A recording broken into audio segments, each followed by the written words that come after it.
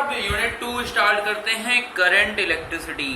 Current electricity में देखो पहले बेसिक कॉन्सेप्ट खत्म करते हैं, जल्दी जल्दी खत्म करते हैं। बहुत लंबी यूनिट नहीं है लेकिन इंपॉर्टेंट बहुत है। ये इंपॉर्टेंट इस केस में है क्योंकि इससे न्यूमेरिकल बहुत आते हैं और सर्किट वाले क्वेश्चन बहुत इंपॉर्टेंट है इसके। तो करंट इलेक्ट्रिसिटी में देखो फर्स्ट डेफिनेशन है हमारी इलेक्ट्रिक करंट क्या होता है। तो ये सब बेसिक है, जल्दी जल्दी इसको खत्म करते हैं। इलेक्ट्रिक करंट क्या है? The flow of electric charge, the rate of flow of electric charge is called current. तो I इक्वल टू आ गया Q/T, I इक्वल टू हो गया dQ/dt। अब जो डायरेक्शन होता है करंट का वो हम लोग मानते हैं क्या? पॉजिटिव चार्ज, पॉजिटिव टर्मिनल से निगेटिव टर्मिनल तक मानते हैं। और जो करंट है वो कैसी क्वांटिटी है? स्केलर क्वांटिटी है। सोर्स ऑफ करंट क्या क्या होते हैं? सोर्स ऑफ करंट जो होते हैं वो जनरेटर्स वगैरह हो गए, इलेक्ट्रोकेमिकल सेल्स हो गए, ये सब है। ये सब कभी आता है नहीं। ये भी इलेक्ट्रोकेमिकल सेल भी इतना इम्पोर्टेंट नहीं है, सोर्सेस ऑफ करंट भी इम्पोर्टेंट नहीं है। हमें इम्पोर्टेंट चीज़ें खत्म करते हुए आगे बढ़ना है, ठीक है। तो देखो अब यहाँ पे पोटेंशियल डिफरेंस की बात करते हैं। पोटेंशियल डिफरेंस की बात करते हैं बेटा, तो यहाँ पे अगर हमें स्टडी करंट देनी है तो हमें जैसे घर में करंट हम चाहते हैं कि एक कांस्टेंट वैल्यू पे आए, तो कांस्टेंट वैल्यू पे आए इसके लिए हमें पोटेंशियल क्या करना पड़ेगा? सेम करना पड़ेगा। अगर पोटेंशियल डिफरेंस सेम होगा तभी जो होगा करंट सेम आएगी। तो देखो क्या होता है कि अगर यहाँ पे हमें करंट स्टडी देनी है तो हमें कांस्टेंट पोटेंशियल डिफरेंस वर्ड लिखा हुआ है, इस पे कभी रीजनिंग क्वेश्चन बन सकता है। स्टडी करंट का अगर हम टाइम के साथ ग्राफ बनाएं तो देखो स्टडी करंट का जो ग्राफ बनेगा वो एक पैरेलल लाइन बनेगी, parallel to X axis. Clear है इतना? फिर देखो उसके बाद दिया हुआ है ओम्स लॉ क्या होता है। तो ओम्स लॉ हमें पता है कि ओम्स लॉ बहुत इंपॉर्टेंट है। ओम्स लॉ का वेक्टर फॉर्म बहुत इंपॉर्टेंट होता है। वेक्टर फॉर्म में हमें ये बताया जाता है कि जे वेक्टर इक्वल टू होता है सिग्मा ई। तो ओम्स लॉ में आप लोग ये लिख लीजिएगा j equal to sigma e. Clear है इतना? तो ये आ गया इतना। फिर उसके बाद देखो बताया गया है इलेक्ट्रिकल एनर्जी क्या होती है। तो ये तो फॉर्मूले हैं छोटे छोटे। इलेक्ट्रिक पावर क्या होती है, फ्यूज क्या होता है, ड्रिफ्ट वेलोसिटी क्या होती है। ड्रिफ्ट वेलोसिटी का फॉर्मूला होता है Vd equal to minus EE/m into tau, ठीक है। तो यहाँ पे इतना आ जाएगा Vd equal to minus EE/m into tau. फिर ये सब छोटी छोटी डेफिनेशन है, तो इससे आगे बढ़ते हैं। अब हम लोग करते हैं इसमें कवर जो छोटे छोटे रीजनिंग क्वेश्चन आते हैं। तो थ्योरी तो एक साथ कवर करा दी जाएगी तुम लोगों को, उसके लिए आप टेंशन ना लें। तो जैसे ये दिया हुआ है, पहला क्वेश्चन है हमारे पास 1 मार्क्स का। 1 मार्क्स में कहा गया write down the relation between coulomb and ampere. That means Q और I में हमें रिलेशन चाहिए। ये क्वेश्चन आया था 96 में। तो Q इक्वल टू IT होता है, वहां से ये फॉर्मूला बन जाएगा Q equal to IT। That means 1 ampere equal to 1 coulomb per second आ जाएगा। क्लियर है इतना? फिर उसके बाद देखो क्या है, plot graphically the variation of power across load against load when connected a DC. तो P इक्वल टू होता है I²R। तो यहाँ पे P इक्वल टू I²R जब करोगे तो यहाँ पे तुम्हें पता चलेगा कि P जो होता है और R का जो रेशियो बनेगा, I की वैल्यू यहाँ से तुम्हारी आएगी E/R+R। तो यहाँ से ये हाँ, तो इसके बाद देखो ये है कि I²R होता है और I इक्वल टू होता है E/R+R का होल स्क्वायर इंटू R। तो जब R की वैल्यू स्मॉल r के इक्वल होगी तो उस समय यहाँ पे पावर जो होगी वो क्या होगी? मैक्सिमम होगी। इसलिए जो ग्राफ गया है वो इस यहाँ तक गया हाईएस्ट और फिर नीचे की तरफ आ गया। फिर देखो थर्ड क्वेश्चन में क्या कहा गया है, resistor R is connected to a cell of EMF ER। हमें फॉर्मूला निकालना है, ये फॉर्मूला याद ही रहता है हमें। R equal to capital R E/V minus 1। What is the electric conductance? Conductance, reactance, conductivity, resistivity. तो अगर कंडक्टेंस है तो वो किसका रेसिप्रोकल होगा? रेजिस्टेंस का। और अगर कंडक्टिविटी है तो वो किसकी होगी? वो होगी रजिस्टिविटी की। फिर उसके बाद आया define electrical resistivity of a material. Material की क्या होती है? SI यूनिट लिखनी इसकी। तो इसकी क्या होती है? रो इक्वल टू होता है R into A/L। R equal to rho L/A से आया है ये फॉर्मूला। तो रो हो जाएगा R इंटू A/L। वहां से तुम जब सॉल्व करोगे तो ये डेफिनेशन बन जाएगी और यूनिट आ जाएगी ओम मीटर आ जाएगी। ठीक है। फिर देखो लिखा हुआ है define electrical conductivity of a material and give its SI unit. हमें अगर इलेक्ट्रिकल कंडक्टिविटी निकालनी है मेटल की, तो the electrical conductivity of a material defined as the ratio of current density and electrical field strength. तो ये formula होता है, ये डेफिनेशन याद कर लेना, यहाँ पे डेफिनेशन है तो इसमें कुछ ज्यादा समझाना नहीं है तुम्हें। कंडक्टिविटी दिखाना है तो कंडक्टिविटी क्या होती है, कंडक्टिविटी होती है रेशियो होता है किसका किसका, करंट डेंसिटी का और इलेक्ट्रिक फील्ड स्ट्रेंथ का होता है, ठीक है। फिर उसके बाद देखो एक न्यूमेरिकल दिया गया है, हमें V गिवन है और पावर गिवन है। पूछा क्या गया है, चार्ज, टाइम गिवन है, टाइम की वैल्यू 1 मिनट है, 1 मिनट का मीन्स कितना हो गया, 60 सेकेंड हो गया। तो टाइम की वैल्यू भी गिवन हो गई और P और V गिवन है, तो यहाँ से हम Q equal to I t होता है और I इक्वल टू क्या हो जाएगा, P by V into t. यहाँ से सॉल्व करेंगे तो आंसर आ जाएगा। क्वेश्चन नंबर 8 तक आते हैं। क्वेश्चन नंबर 8 में लिखा हुआ है सिल्वर, एल्युमिनियम, कॉपर, आयरन, इसको इंक्रीजिंग ऑर्डर में लगाना है, किसमें, कंडक्टिविटी में। तो जो सबसे ज्यादा कंडक्टिव होता है वो कौन होता है, iron, then aluminium, copper and silver. तो ये तो आपको याद ही रहता है, अभी आप फिजिक्स में अब जो होते हैं एग्जाम उसमें नहीं आते हैं ऐसे क्वेश्चन, बहुत कम चांसेस होते हैं। ओम्स लॉ बहुत इंपॉर्टेंट क्वेश्चन है, ओम्स लॉ याद कर लेना कि अगर फिजिकल कंडीशन को कांस्टेंट रखा जाए, if the physical condition remains constant then the ratio of या then the electric current is directly proportional to potential difference. अब फिजिकल कंडीशन में क्या क्या होता है, टेम्परेचर एंड प्रेशर होता है। फिर उसके बाद देखो question number 10, if the current is supplied to a variable resistor is constant. अगर हम क्या करें, करंट को कांस्टेंट कर दें तो हमें V और R में ग्राफ बनाना है, तो V इक्वल टू क्या होता है, IR, तो वहां से ये आ जाएगा ग्राफ। इसी क्वेश्चन में देखा करो कांस्टेंट क्या है, जो कांस्टेंट होगा उसी से आंसर आएगा तुम्हारा। तो कांस्टेंट जो होगा उसी से समझ लिया करो कि क्या आंसर आने वाला है। तो जब कांस्टेंट हो गया फॉर्मूला लिखोगे, कभी कभी इनवर्सली प्रोपोर्शनल होगा, कभी जो होगा वो क्या होगा, डायरेक्टली प्रोपोर्शनल होगा। डायरेक्टली होगा तो स्ट्रेट लाइन बनेगी, इनवर्सली होगा तो कर्व बनने लगेगा, ठीक है। फिर उसके बाद देखो क्या है, क्वेश्चन नंबर 12 में लिखा हुआ है। क्वेश्चन नंबर 12 में लिखा हुआ है calculate the electric current density और इन अ यूनिफॉर्म। बहुत सिंपल न्यूमेरिकल होंगे, इतना परेशान मत हो इन सब चैप्टर के लिए, बस तुम्हें यूनिट से लिख लिया करो क्या क्या होता है। जैसे हमें V की वैल्यू गिवन है, हमें R की वैल्यू भी गिवन है, हमें कैपिटल A भी गिवन है, हमें क्या क्या निकालना है, हमें निकालना है electric current and electric current density. I का फॉर्मूला होता है V बाई R और J का होता है I बाई A। तो हमें सारी चीजें पता है, 2 नंबर हमें फ्री के मिलने वाले हैं, तुम बटोर लो बेटा, तुम लोग बटोरते भी तो नहीं हो। फिर देखो लिखा हुआ है 2 wires A and B of equal mass end of the same material. Equal मास ले लिया और मटेरियल जो है वो क्या है, सेम है। Are taken the diameter of wire A is half the diameter of wire B। हमें जो A का डायमीटर है वो B का क्या है, हाफ है, और इसका दिया हुआ है। तो रेजिस्टेंस हमें पता है, यहाँ पे बात किसकी हो रही है, मटेरियल की और इक्वल मास की। इसका मतलब डेंसिटी, डेंसिटी क्या है, सेम है, और जहां पर डेंसिटी सेम होती है तो वहां पर ये फॉर्मूला लगता है। तो रेजिस्टेंस इनवर्सली प्रोपोर्शनल टू हो गया डायमीटर की पावर 4।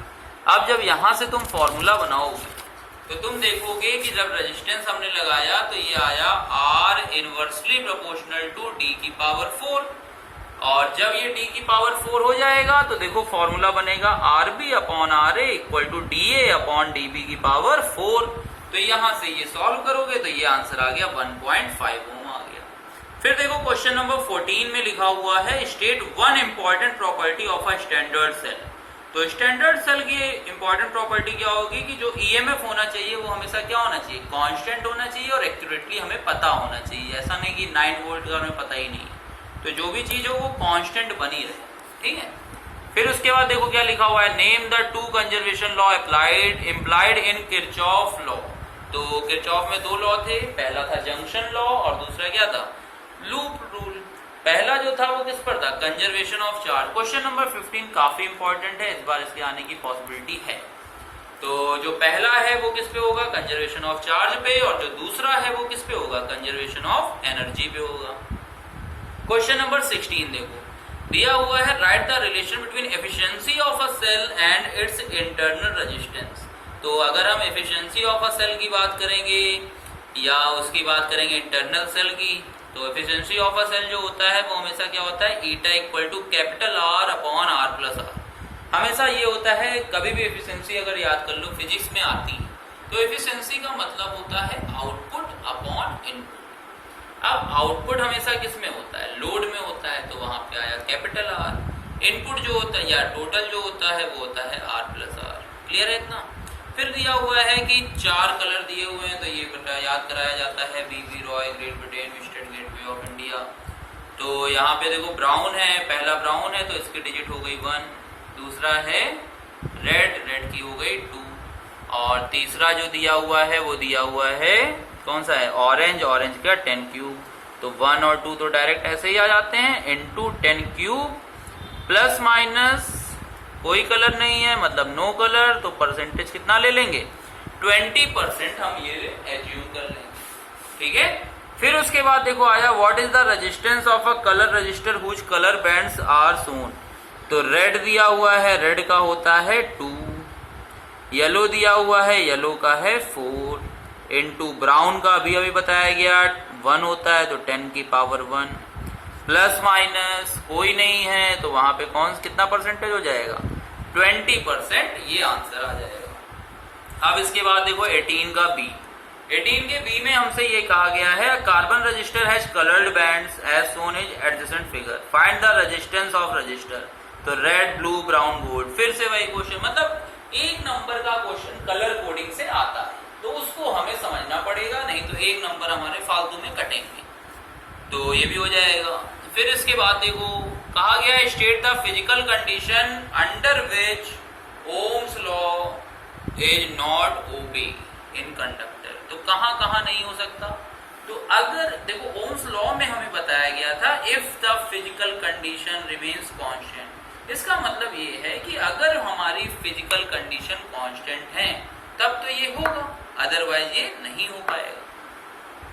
तो कंडीशन क्या हुई इसकी कि फिजिकल कंडीशन को हमें क्या करना है, कांस्टेंट करना है। तो इसके लिए हमें 2 ही चीजें हैं, there is a change in temperature, अगर टेम्परेचर में चेंज हुआ या प्रेशर में चेंज हुआ तो हमारा क्या होगा, ओम्स लॉ फॉलो नहीं होगा। फिर देखो दिया हुआ है वायर ऑफ रेजिस्टेंस 20 ओम। तो पूरी वायर का रेजिस्टेंस कितना था, 20 था। अब जब हमने डायमेट्रिकल पॉइंट लिए तो देखो 10 ओम बचा ऊपर का और 10 ओम जो होगा वो बचेगा नीचे का। अब 10 और 10 ये किस में कहलाएंगे, ये कहलाएंगे ए से बी जाने का एक रास्ता, ए से बी जाने का दूसरा रास्ता। तो ये 10 और ये 10 हमारे कहलाएंगे पैरेलल में, और पैरेलल में फिर से सॉल्व करोगे तो 1/10 प्लस 1/10 के करके करोगे तो आंसर जो आएगा वो आ जाएगा 5 ओम आ जाएगा। ठीक है। इसमें तो बच्चे कंफ्यूज होते हैं बहुत ज्यादा। तो डायग्राम समझ, जितना भी टोटल होगा रेजिस्टेंस पहले लेंथ के प्रोपोर्शन में होता है, तो लेंथ जो है जितनी होगी उसके पूरा था 20, अब आधी लेंथ हो गई तो आधी की कितनी हो जाएगी, 10 हो जाएगी। तो यहाँ से ये 10 ओम आ गया। फिर उसके बाद देखो लिखा हुआ है 3 bulbs of specification 60 what oblique 220 volt, 100 what, 220 volt, 1000 what, 220 volt are connected in series, which one will glow brightest. कौन सा सबसे ज्यादा चलेगा, तो देखो सबसे ज्यादा जो चलेगा वो देख लो कौन सा होगा। 3 बल्ब है 60 वॉट, अब किस में कनेक्टेड किए गए हैं, सीरीज में किए गए हैं। तो सीरीज में याद करने के लिए जान लो P इक्वल टू होता है I²R, है ना। अब यहाँ पे लेकिन जो वोल्टेज है वो क्या है, 220 वोल्ट है। तो सबसे पहले हमने इन तीनों को कनेक्ट कर दिया, किस में कनेक्ट करेंगे, हम कनेक्ट कर देंगे इसको सीरीज में। और सीरीज में देखो जब कनेक्ट करेंगे तो देखो इसमें जब हम सीरीज में कनेक्ट कर रहे हैं इसको, तो यहाँ पे पहले रेजिस्टेंस निकालने पड़ेंगे। तो रेजिस्टेंस निकाल लो, एक तरीका तो ये है। तो रेजिस्टेंस जो होता है वो होता है V²/P। तो यहाँ पे देखो सब में 220 कॉमन, यहाँ 220 हो जाएगा। ये 220 है अब ये 220 का स्क्वायर अपॉन पी, तो आर इनवर्सली प्रोपोर्शनल टू क्या आया पी। इसका मतलब जिसकी पावर ज्यादा है उसका रेजिस्टेंस कम, या इसी का उल्टा बोलते हैं जिसकी पावर कम है उसका रेजिस्टेंस ज्यादा। पावर किसकी कम है, पावर है 60 वॉट की, तो रेजिस्टेंस ओवरऑल किसका ज्यादा होगा 60 वॉट का, और जिसका रेजिस्टेंस ज्यादा होगा उसकी नेट पावर फाइनल जो ब्राइटेस्ट होगी उसकी क्या होगी ज्यादा होगी। तो यहाँ पे इसको दो फॉर्मूले से एक तरीके से बताया गया है। पहले में रेजिस्टेंस इसका लिया गया है R1 R2 R3 और फिर उसको पावर से कंपेयर कर दिया जाएगा। क्वेश्चन नंबर 22 देखो, 22 में कहा गया है in the circuit of the figure the length of the wire AB जो है वो दिया है 400 centimetre. Where should the jockey J be press so that the galvanometer shows a zero deflection. Zero deflection मांग रहे हैं ये लोग तो यहाँ पे व्हीट स्टोन ब्रिज का कॉन्सेप्ट लगा सकते हैं हम लोग, R1 by R2 equal to R3 by R4, तो P by Q equal to L upon L minus L, null point का थ्योरम, नल पॉइंट की थ्योरम लगा दी तो 8 upon 12 equal to L upon L minus L। Solve करोगे तो ये आ जाएगा 160। यहाँ पे चाहे तो लिख लो R1 by R2 equal to R3 by R4। Length के प्रोपोर्शन में था तो यहाँ पे इक्वल लगाया तो एक कांस्टेंट लगा दिया। अब ये बताया गया why is potentiometer preferred over a volt meter.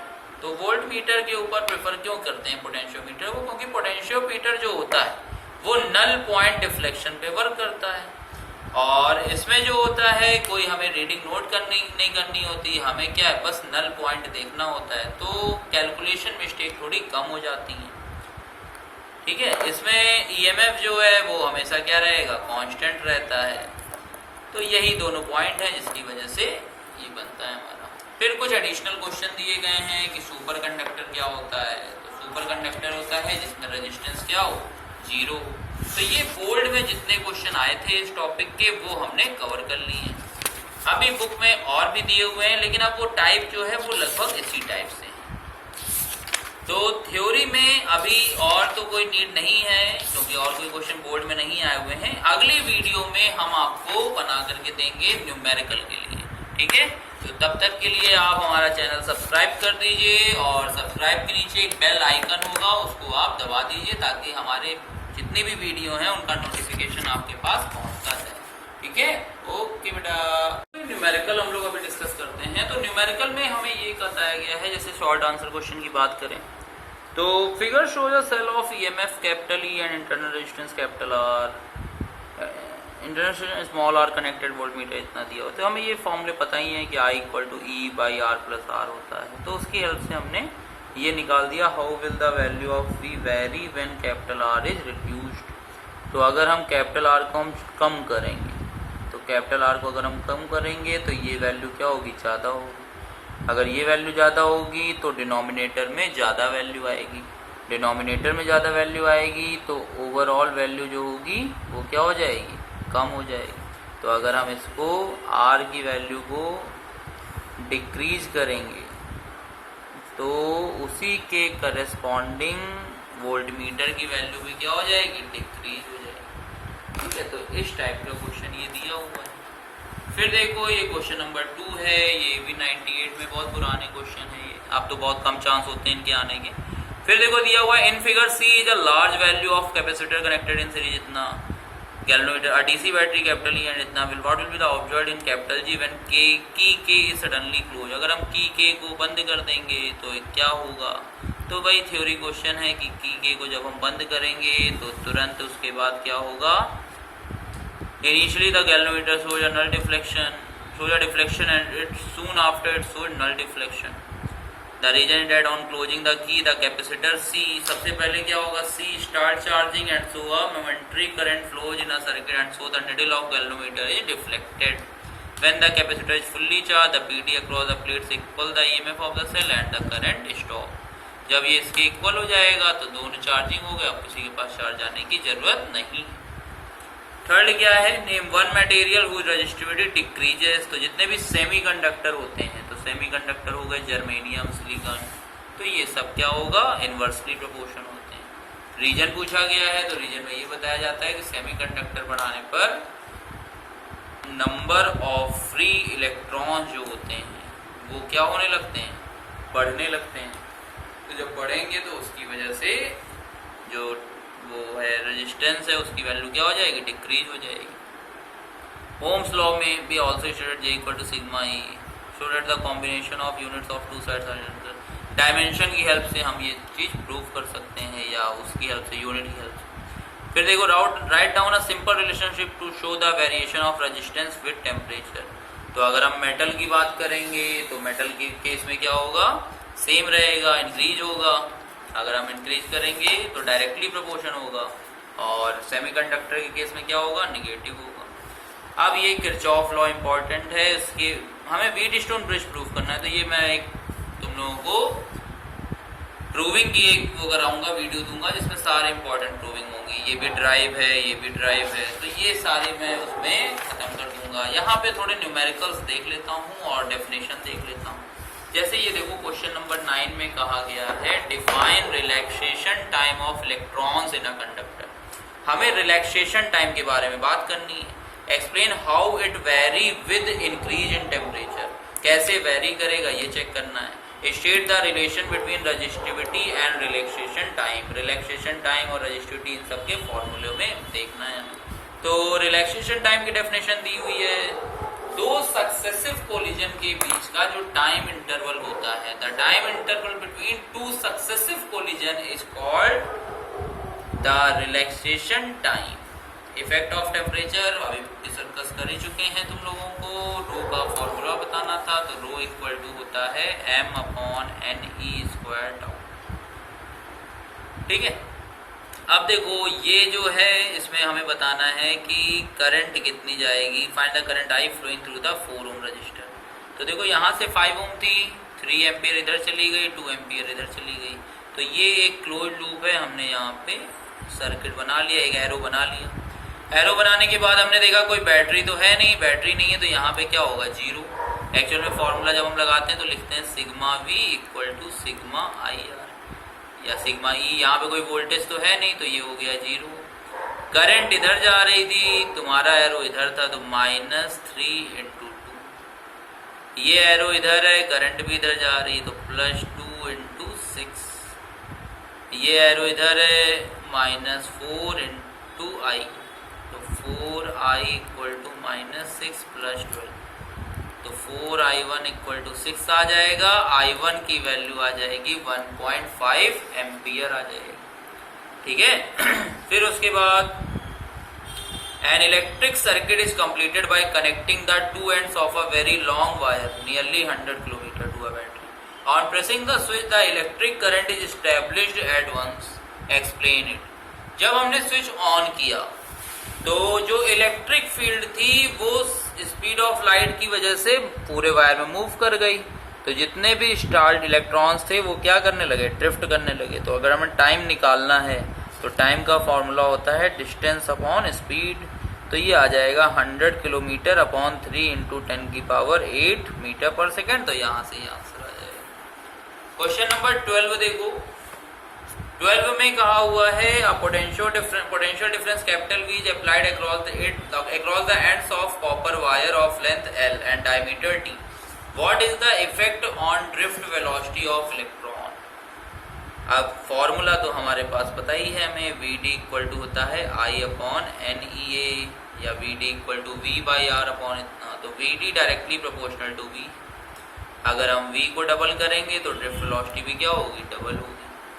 VD inversely proportional to L है, तो अगर हम L को डबल करेंगे तो ड्रिफ्ट वेलोसिटी क्या हो जाएगी, हाफ हो जाएगी। VD is independent of D, capital D कहीं नहीं आ रहा है, तो VD का कैपिटल D से कोई भी लेना देना नहीं होगा। ठीक है, ये सारी चीजें हमें मिलती जा रही हैं यहाँ से। फिर उसके बाद 13 क्वेश्चन देखो। A conductor of length L is connected to a DC source of potential capital V। If the length of the conductor is tripled by stretching it, keeping V constant, explain how do the following factors vary in the conductor। कैसे ये vary करेंगे। तो यहाँ पे देखो हमें drift speed पता है, VD equal to EV/ml into tau होता है। VD inversely proportional to L आया। तो अगर हम explain how the following factors vary. Drift speed of electrons, हमें ड्रिफ्ट स्पीड देखनी है किसकी, इलेक्ट्रॉन्स की। तो यहाँ पे हमें ये पता है कि अगर हमने लेंथ को ट्रिपल कर दिया है तो ड्रिफ्ट वेलोसिटी क्या हो जाएगी, कम हो जाएगी, क्योंकि जो ड्रिफ्ट वेलोसिटी है वो इनवर्सली प्रोपोर्शन है। लेंथ को हमने ज़्यादा किया है तो वीडी क्या हो जाएगा, कम हो जाएगा। सेकेंड पार्ट क्या है, when wire is stretched to triple its length. अगर हम क्या करें, यहाँ पे देखो पहले पार्ट में इन्होंने बोला गया है when wire is stretched to triple its length, तब रेजिस्टेंस पे क्या फर्क पड़ेगा। तो रेजिस्टेंस जो होता है उस केस में होता है प्रोपोर्शनल टू एल स्क्वायर। तो लेंथ को अगर ट्रिपल किया गया है तो रेजिस्टेंस कितना हो जाएगा, 9 टाइम्स ज़्यादा हो जाएगा। रेजिस्टिविटी का इंडिपेंडेंट होती है लेंथ से, तो उस पर कोई लेना देना नहीं होता। ड्रिफ्ट वेलोसिटी और रिलैक्सेशन टाइम, इन दोनों की डेफिनेशन देखनी है। तो ये जो होती है क्या होती है, small mean velocity of electron in the direction of accelerating potential. जिस डायरेक्शन में हम पोटेंशियल देते हैं उस डायरेक्शन में स्मॉल वेलोसिटी मिल जाती है, इसी को हम लोग बोलते हैं ड्रिफ्ट वेलोसिटी। ठीक है, फिर उसके बाद हमारी आती है एवरेज टाइम या रिलैक्सेशन टाइम आता है। तो the time between two consecutive collisions of electrons in a conductor is called relaxation time. Question number 15 देखो लिखा हुआ है, a metallic plug AB is carrying a current I, state how the drift velocity. तो VD equal to होता है I/ANE। तो area जिसका ज़्यादा होगा वहाँ पे ड्रिफ्ट वेलोसिटी क्या होगी, कम होगी। तो I/ANE होता है। तो VD इनवर्सली प्रोपोर्शनल टू आया कैपिटल E। अब एरिया इसका ज़्यादा है और इसका एरिया जो है वो कम। तो जिसका एरिया कम होगा वहाँ पे स्पीड क्या होगी, ज़्यादा होगी। तो B पे स्पीड ज़्यादा होगी और A पे क्या होगी, कम होगी। एग्जाम्पल नंबर 16 देखो, A piece of copper and other of germanium are cooled from the room temperature to 100 Kelvin। तो कॉपर पे तो जो है हमारा टेम्परेचर क्या होता है, कॉपर पे अगर हम करेंगे तो रजिस्टिविटी जो होगी वो क्या होगी, हमारी resistivity of copper increases with increase of temperature, क्योंकि वो उसमें आते हैं। और जर्मेनियम जो होता है वो सेमीकंडक्टर में आते हैं। तो सेमीकंडक्टर में तो डिक्रीज होती है और मेटल्स में क्या होती है, इंक्रीज होती है। क्वेश्चन नंबर 17 देखो। क्वेश्चन नंबर 17 में कहा गया है, current is allowed to flow in a metallic wire at a constant potential difference. When the wire becomes hot, cold water is poured on half of its portion. By doing so, its other half portion becomes still more hot. Explain the reason। तो इसमें देखो बहुत ही simple reason है कि जब cold water को हम डुबाते हैं, कोल्ड वाटर में हाफ वायर को डुबाते हैं तो रेजिस्टेंस जो होगा वो क्या हो जाएगा, कम हो जाएगा। और I इक्वल टू होता है V/R, तो रेजिस्टेंस कम हो गया। तो जो करंट होगी वो पूरी वायर में क्या हो जाएगी, इंक्रीज कर जाएगी। तो जो अदर पोर्शन है वो बहुत जल्दी क्या होने लगेगा, गर्म होने लगेगा, क्योंकि करंट क्या हो चुकी है, इंक्रीज हो चुकी है। क्लियर है इतना। फिर देखो अब क्वेश्चन है 18, a student has 2 wires, by connecting them individually or combined he can obtain resistance of 3, 4, 12 and 16 ohm। What are the resistance of the wire? कौन कौन से बना दे रहा है, 3, 4, 12 and 16 बना दे रहा है। तो रेजिस्टेंस क्या क्या होंगे, तो सीरीज कॉम्बिनेशन में है 2 वायर्स हैं और इसको हमें क्या करना है, ऑब्टेन करना है। तो सीरीज कॉम्बिनेशन में हम मैक्सिमम बना सकते हैं। तो इसके लिए रेजिस्टेंस क्या होना चाहिए, मैक्सिमम। तो 16 ओम आ गया। पैरेलल कॉम्बिनेशन के लिए क्या होना चाहिए, मिनिमम होने चाहिए। तो ये आ गया 3 ओम। और इंडिविजुअल जो होगा वो बीच का हो जाएगा, तो 4 और 12 आ जाएगा।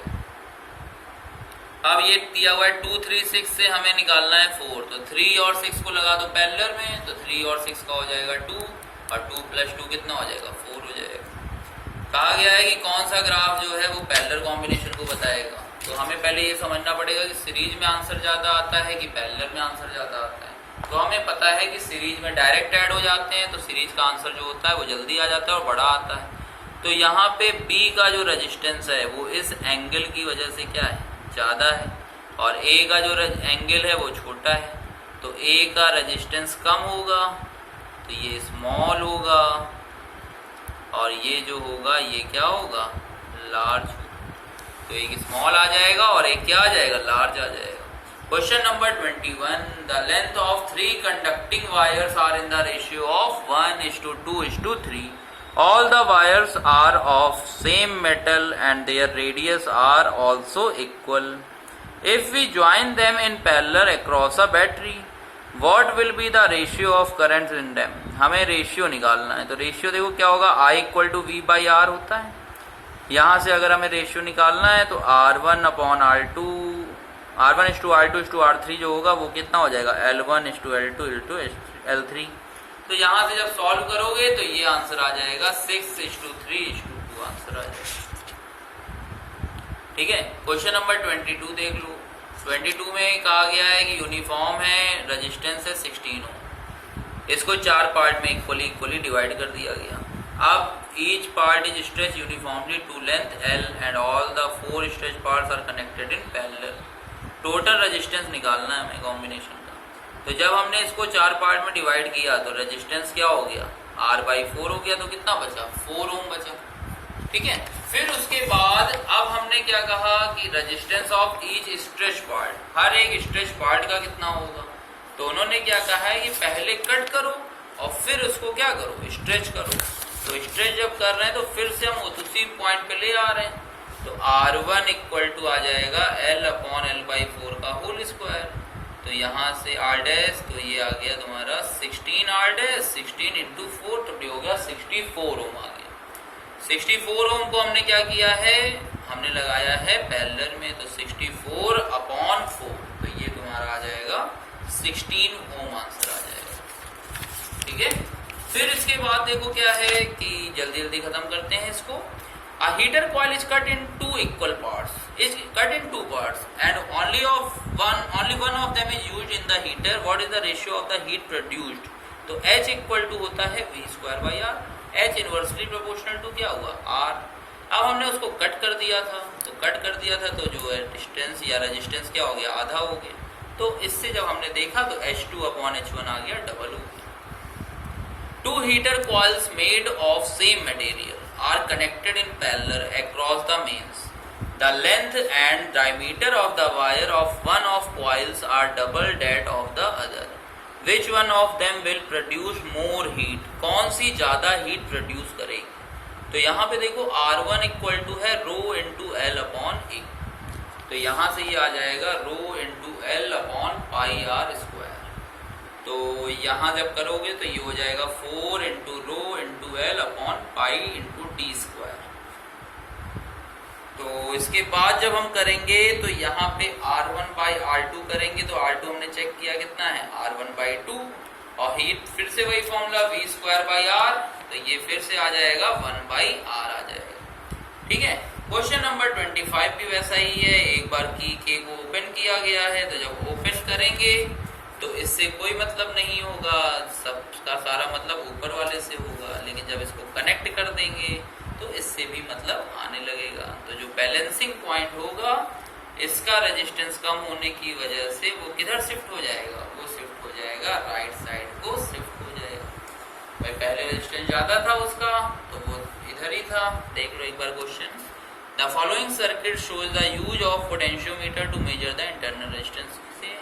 How does the balance point change if current from the driver cell decreases?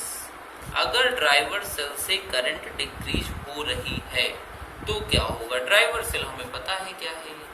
तो देखो यहाँ पे इसमें ये है कि अगर ये करंट ड्राइवर सेल से डिक्रीज हो रही है तो potential gradient across volt meter, अगर हम पोटेंशियल ग्रेडियंट की बात करें तो वो क्या होगा, डिक्रीज होगा, बिल्कुल होना चाहिए। फिर उसके बाद क्या है, सो द बैलेंसिंग लेंथ जो होती है वो होती है E/K। तो वो क्या हो जाएगी, इंक्रीज हो जाएगी। तो जो बैलेंस पॉइंट है वो किस तरफ शिफ्ट हो जाएगा, वो शिफ्ट हो जाएगा राइट साइड। तो इसमें देखो पोटेंशियल ग्रेडियंट क्या हो जाएगा, अगर हम ड्राइविंग सेल को डिक्रीज करेंगे तो पोटेंशियल ग्रेडियंट भी हमारा क्या होने लगेगा, कम होने लगेगा। तो बैलेंसिंग लेंथ को हमें क्या करना पड़ेगा, इंक्रीज करना पड़ेगा, ताकि जो बैलेंस पॉइंट है वो हमारा आ जाए। तो बैलेंस पॉइंट हमारा कहाँ शिफ्ट हो जाएगा, राइट साइड शिफ्ट हो जाएगा। अच्छा दूसरे वाले केस में देखो क्या है कि अगर हम R की वैल्यू को बढ़ा रहे हैं तो पोटेंशियल डिफरेंस अक्रॉस E जो होगा वो क्या होगा, इंक्रीज करने लगेगा। तो बैलेंस लेंथ भी क्या होगी, इंक्रीज करेगी। तो फिर से हमें कहाँ शिफ्ट करना पड़ेगा, राइट साइड को शिफ्ट करना पड़ेगा। ये फिर से वही क्वेश्चन आ गया, explain why potentiometer is superior to voltmeter. तो जब वोल्टमीटर की बात होगी तो वहां पे फिर से क्या बात होगी, फिर से एग्जाम्पल नंबर 1 to 20 हम लोगों ने लास्ट वीडियो में कर लिए थे। अब हमारे पास आते हैं 20 to 25 या जितने भी न्यूमेरिकल हैं, रिमेनिंग न्यूमेरिकल हम लोग इस वीडियो में कंप्लीट कर लेते हैं, ठीक है।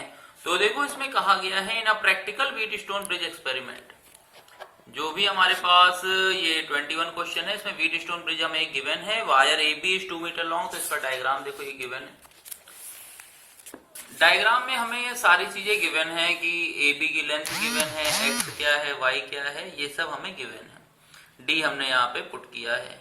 तो देखो इसके बाद है क्या, जैसे एक क्वेश्चन की बात करें तो लिखा हुआ है कि in a practical Wheatstone bridge a B is 2 metre long, y 2 ohm, jockey in a position J such that AJ equal to 1.20 metre, there is no current in galvanometer. Galvanometer में कोई भी करंट नहीं। पूछा गया है find the value of a known resistance X, the resistance per unit length of wire A B is 0.01 ohm per centimetre. इतना given है हमें करंट निकालनी है और नेग्लिजिबल रेजिस्टेंस निकालना है उसका। तो देखो याद क्या है यहाँ पे, सबसे पहले हमने क्या किया, एजे वायर का लेंथ, एजे वायर का रेजिस्टेंस निकाल लिया। 1.20 में गिवन था, लेंथ है 100 सेंटीमीटर, 0.0 ohm पर सेंटीमीटर ये हमें वो गिवन था। तो यहां से P की जो वैल्यू आ गई वो आ गई 1.20। Q की वैल्यू हमने कैलकुलेट की, तो Q की वैल्यू जो आई वो आ गई यहाँ पे 0.80। अब Y हमें गिवन है, X पूछा गया है, P और Q गिवन है, तो व्हीटस्टोन ब्रिज है तो P upon Q equal to X upon Y। यहां से जब हमने कनेक्ट किया तो S की वैल्यू आ गई 3 ohm। पूछा गया है कि टोटल रेजिस्टेंस क्या होगा। अच्छा व्हीटस्टोन में हमें पता है कि ऊपर वाले दोनों किस में हो जाते हैं, सीरीज में, नीचे वाले दोनों किस में हो जाते हैं, सीरीज में, और फिर दोनों एक दूसरे के क्या हो जाते हैं, पैरेलल हो जाते हैं। तो देखो R1 की वैल्यू x प्लस वाई करके आई और इसकी वैल्यू ऐसे करके आ गई, तो ये आ गया 10/7। अब करंट हमें निकालनी, तो करंट निकालने के लिए total voltage upon total resistance, ठीक है। एग्जांपल नंबर 22 देखो करते हैं। लिखा हुआ है वोल्ट मीटर है 400 ohm का, is used to measure the potential difference across 100 ohm resistor in the circuit, what will be the reading of the voltmeter. तो पहले हमें ये 100 और 400 गिवन है। अब 100 और 400 से हम क्या करें, यहाँ पे टोटल रेजिस्टेंस निकाल लें कि कितना है इसका। तो जब इसका निकाला तो 100 और ये 400 करके किया तो ये आ गया 80 ohm आ गया, ठीक है। फिर उसके बाद तुम्हें पता है कि ये जो है ये रेजिस्टेंस सीरीज में कनेक्टेड है। जब ये सीरीज में कनेक्टेड होगा तो करंट इन द सर्किट निकालेंगे तो वो आ जाएगा V/R, that means 84/220, that means आ गया 0.3 एम्पियर। अब हमें reading of voltmeter calculate करनी है, तो हमने IR डैश किया तो 0.3 इंटू 80, तो यहां से आ गया 24 वोल्ट आ गया, ठीक है।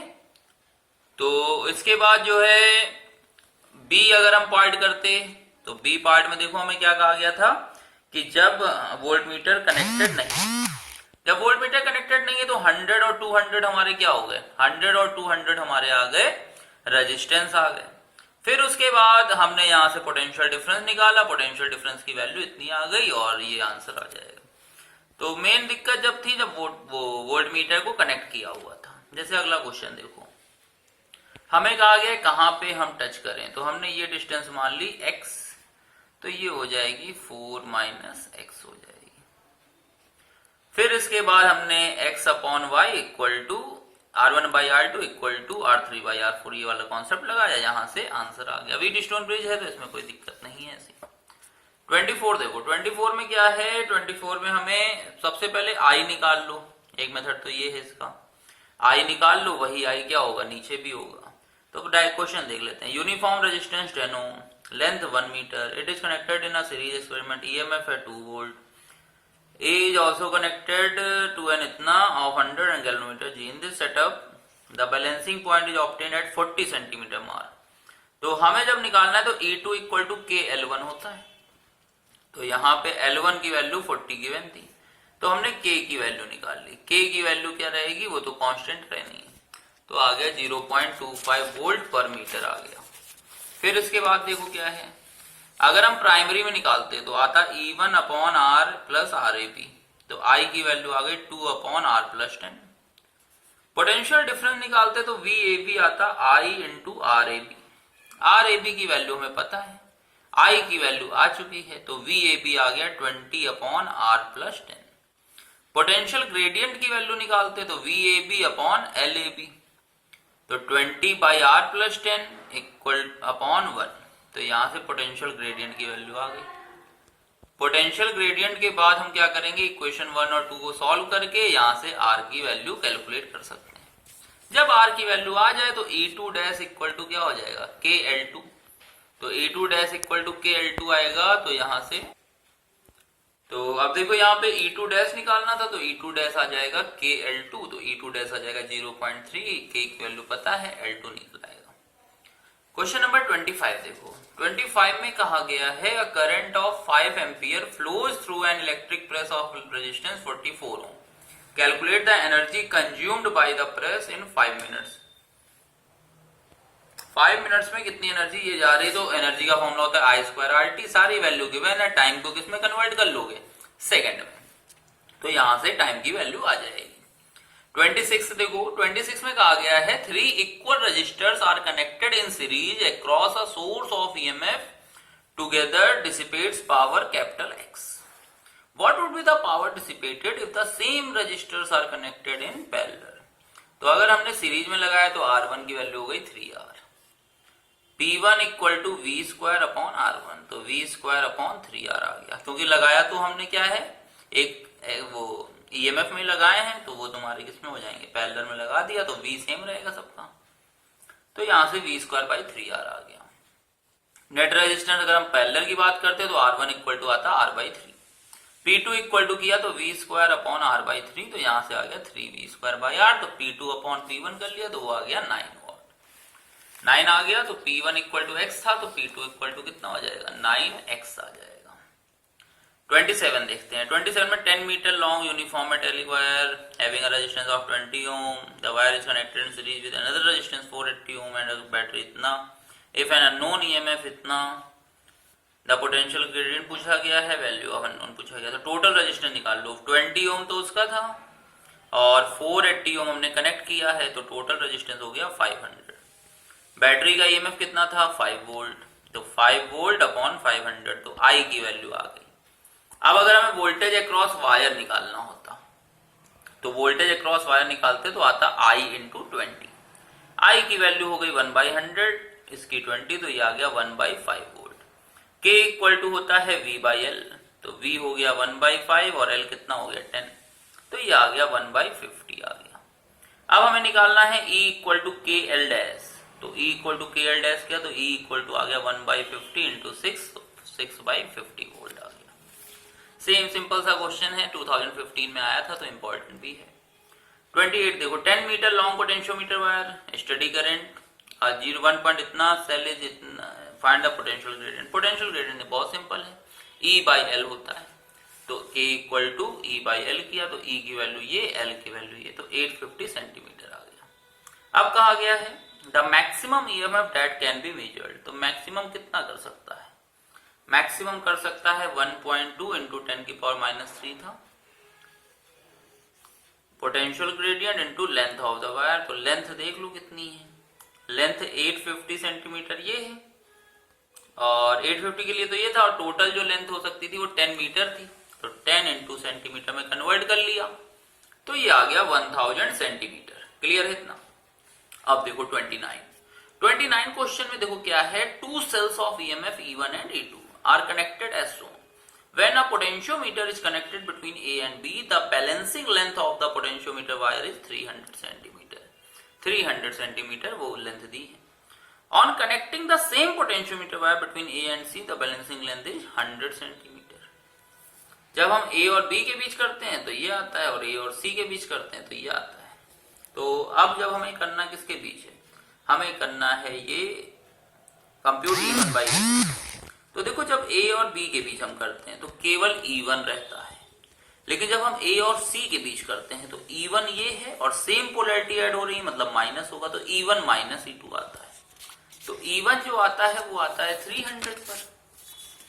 तो देखो यहाँ पे जब हमने E1 किया तो वो आया K into 300, E1 minus E2 किया तो K इंटू 100 आया। यहां से हमने दोनों को अपॉन कर दिया, तो ये E1 minus E2 upon E1 आ गया 1/3। यहां से E1 बाई E2 सॉल्व करेंगे, वो आ जाएगा 1.5 आ जाएगा। क्लियर है इतना? एग्जाम्पल नंबर 30 देखो, 30 में दो सेल हैं, दोनों की पोलैरिटी सेम अलग अलग लगी है, तो दोनों ऐड हो जाएंगे। तो कैपिटल E आ गया 1.5 प्लस 1.5, तो ये हो गया 3 वोल्ट। R1 प्लस R2 किया तो 0.5 प्लस 0.25, और एक बाहर लगा हुआ था तो टोटल रजिस्टर निकाल लिया, वो आ गया 3 ओम। फिर उसके बाद हमें निकालनी थी करंट, तो E बाई आर होता है, तो E बाई आर आ गया 1 ampere. Potential difference across the terminal of the first cell calculate करेंगे, तो V1 equal to E minus IR1, तो 1.5 माइनस इतना, तो ये आ गया 1 वोल्ट। और V2 जब हम कैलकुलेट करेंगे तो E2 माइनस IR2, तो ये आ गया 1.25 वोल्ट आ गया। एग्जाम्पल नंबर 31 31 में क्या है, in the circuit shown E is battery of EMF 6 volt and internal resistance 1 ohm, इतना गिवन है हमें। तो यहाँ पे देखो ये सर्किट गिवन है, ये 6 वोल्ट है, ये 3 है, ये 7, 5, 12। तो पीछे से अगर हम चलते हैं तो 7, 5, 12, 12, 12, 24, 24 ये आ गया।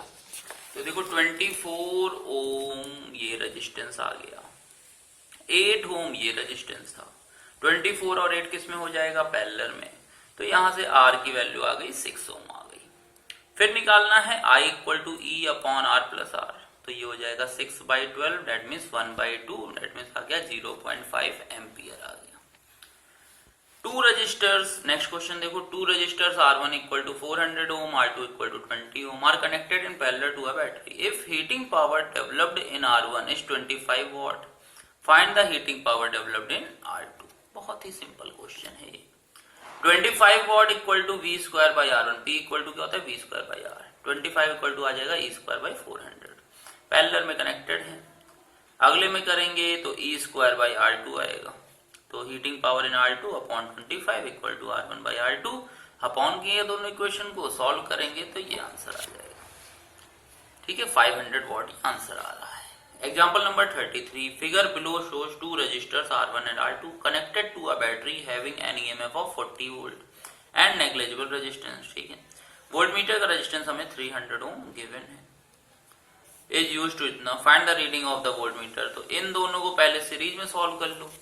इन दोनों को जब सॉल्व करोगे तो ये आएगा 200 और 300 का कॉम्बिनेशन जब करेंगे तो ये आ जाएगा 120, और 120 के साथ वो जो है 880 वो किसमें है, सीरीज में, तो ये आ गया 1000 ओम। करंट निकाल ली तो करंट आ गई E अपॉन R से। वोल्टेज निकालना है तो I1 इंटू R, ये सॉल्व करोगे तो 4.8 वोल्ट। तो देखो जितने भी न्यूमेरिकल थे वो सारे खत्म हो चुके हैं तुम्हारे। अब NCERT प्रॉब्लम है, ये आप लोग खुद लगाएंगे, इसमें कहीं पे भी कोई डाउट होगा तो वो आप हमें बता सकते हैं।